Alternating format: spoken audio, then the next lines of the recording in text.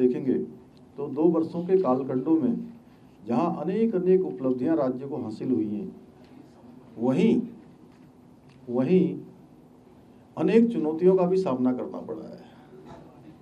अनेक चुनौतियां हमारे सामने आई, चाहे वो जोशीमठ की आपदा हो, चाहे वो सिलकारा टनल का मामला हो, या चाहे इन चुनौतियों को हमने उत्तराखंड की देवतुल्य जनता के आशीर्वाद से, हमारे प्रधानमंत्री आदरणीय मोदी जी के आशीर्वाद से, उनके मार्गदर्शन में उन चुनौतियों को काम करते हुए उनमें हमको सफलता मिली।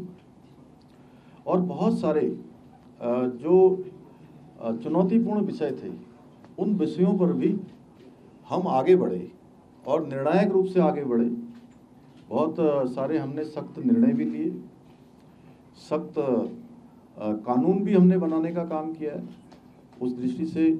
और तीसरा कि हमने जो भी उत्तराखंड की देवतुल्य जनता से जो भी हमने उनसे वायदा किया था, जो भी हमने संकल्प उनके सामने प्रस्तुत किए थे, मुझे आप सबको बताते हुए खुशी है कि उसमें भी हम बहुत निर्णायक रूप से आगे बढ़ गए हैं। बहुत सारे निर्णय हमने ले भी लिए हैं, बहुत सारे वायदों को हमने पूरा भी कर लिया है। उसमें आप सबको पता है, उत्तराखंड पहला राज्य बना समान नागरिक संहिता का जो विधेयक है वो विधानसभा ने पारित कर दिया। विधानसभा ने पारित करने के बाद माननीय राज्यपाल महोदय को हमने वो भेजा था, राज्यपाल महोदय ने माननीय राष्ट्रपति जी के यहाँ भेजा, माननीय राष्ट्रपति महोदया ने भी उसमें हमको स्वीकृति दे दी है।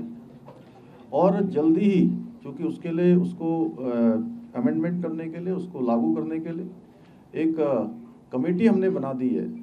वो कमेटी अपना काम कर रही है, उसमें अनेक सदस्य हैं, अनेक अलग अलग विभागों के लोग हैं। वो जल्दी ही उस एक्ट को धरातल पर उतारेंगे, जल्दी जितना समय लग रहा है प्रक्रिया के तहत। तो जैसे ही वो बनकर तैयार हो जाएगा, तैयारी हो जाएगी, तो ये कानून हमारा उत्तराखंड के अंदर लागू हो जाएगा। उससे बहुत सारी जो आज होने वाली ज़रूरत की चीज़ें हैं, शादी बारात और इनमें रजिस्ट्रेशन से लेकर जो अन्य जो कठिनताएं, जटिलताएं हैं, उन सबको आसानी से उसमें किया जा सकेगा। उसमें जो भी प्रावधान किए गए हैं, बीच में ये भी आया था कहीं कहीं कुछ संदेह जैसी स्थिति लोगों ने व्यक्त भी की थी, लेकिन हमने कहा है कि जैसे ही ये एक्ट हमारा लागू हो जाएगा, उन सब के संदेह दूर हो जाएंगे। सबके भले के लिए, सबके अच्छे के लिए हम एक कानून लेकर आए हैं।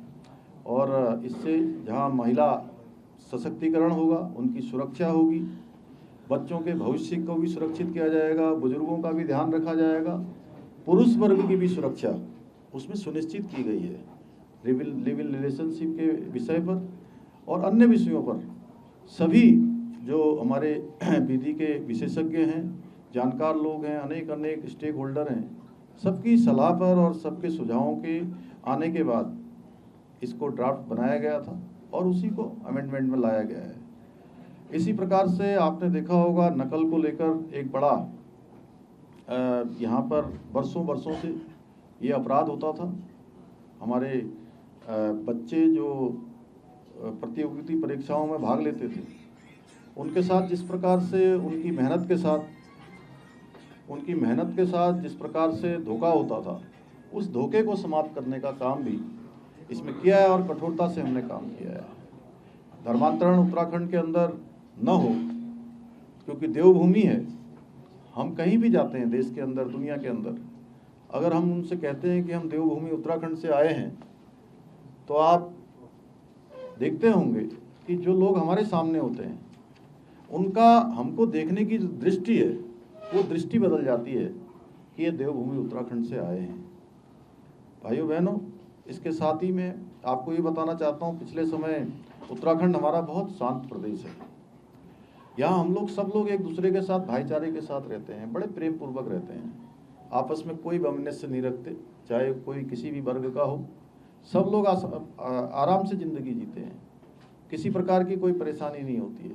लेकिन यहाँ पर देवभूमि के अंदर कहीं पर भी अगर किसी ने कानून व्यवस्था तोड़ने की कोशिश की है या उपद्रव करने का काम किया है, आगजनी करने का काम किया है, उसके साथ भी कानून ने सख्ती से काम किया है और उसको भविष्य में ऐसी घटनाओं की पुनरावृत्ति न हो उसके लिए हमने दंगा निरोधी जो कानून है वो उत्तराखंड के अंदर बना दिया है।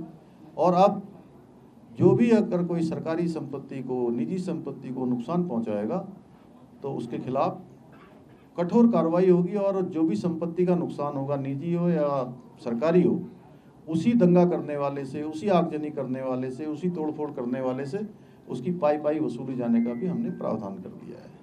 इसके साथ ही 30% का जो आरक्षण है, क्योंकि मैं पूरे राज्य के अंदर गया और राज्य के अंदर मैंने देखा कि हमारी मातृशक्ति के मन में निश्चित रूप से एक आगे बढ़ने की जो ललक है वो हमारे उत्तराखंड की भी और भारत की भी जो तस्वीर है आने वाले समय में मातृशक्ति का उसमें क्या योगदान होगा, ये हमने बहुत भली भांति देखा। जिस प्रकार से उन्होंने अपने उत्पाद बनाए हैं, जिस प्रकार से उन्होंने अनेक लोगों को रोजगार और स्वरोजगार से जोड़ने का काम किया है सेल्फ हेल्प ग्रुप के माध्यम से, तो उनके प्रोत्साहन के लिए हम अनेक योजना लेकर आ रहे हैं। जैसे मुख्यमंत्री उत्सव बहना योजना लेकर आए और ये योजना हमारी जो बहनें अपना उत्पाद बनाती हैं उनको विपणन के लिए एक बड़ा स्थान उपलब्ध करा रही है।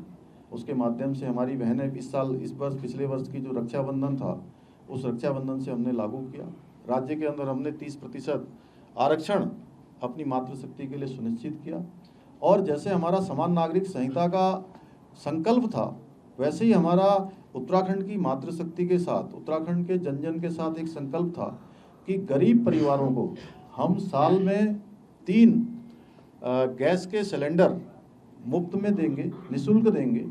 वो हमारी सरकार लगातार कर रही है। हर वर्ष हम बजट का प्रावधान करते हैं। इस वर्ष भी हमने उसका बजट में भी प्रावधान किया है। पिछले साल भी योजना चली, उससे पिछले साल भी योजना चली